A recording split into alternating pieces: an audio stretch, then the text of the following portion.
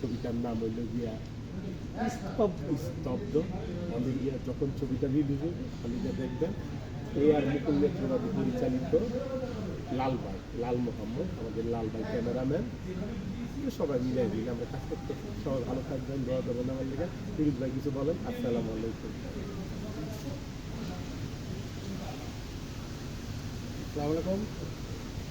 আমরা পিএস মাল্টিমিডিয়ার তরফ থেকে স্তব্ধ ছবিটা কাজ শুরু করলাম। আমি এটার সাথে জড়িত আছি, ইনভলভ আছি। আমার কাহিনীটা অত্যন্ত ভালো লাগছে। নির্মল কাহিনী, কমেডি টাইপ, ফ্যামিলি ড্রামা।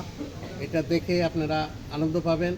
এখানে আমাদের চিত্রজগতের নামি দামি আর্টিস্টরা আছেন, আমাদের দিলারা আপা আছেন, আমাদের কাজী হায়াত সাহেব আছেন, আরও অনেক নামকরা আর্টিস্ট আছেন, সরল হাসমত ভাই আছেন। এবং আমরা নতুন পুরানো মিশায় একটা কাহিনী তৈরি করছি এবং এই কাহিনী ইনশাল্লাহ আপনাদের কাছে ভালো লাগবে। বর্তমানে দর্শকরা যেভাবে হলমুখী হয়েছে, সেই জন্য আমরা সাহস পেয়েছি।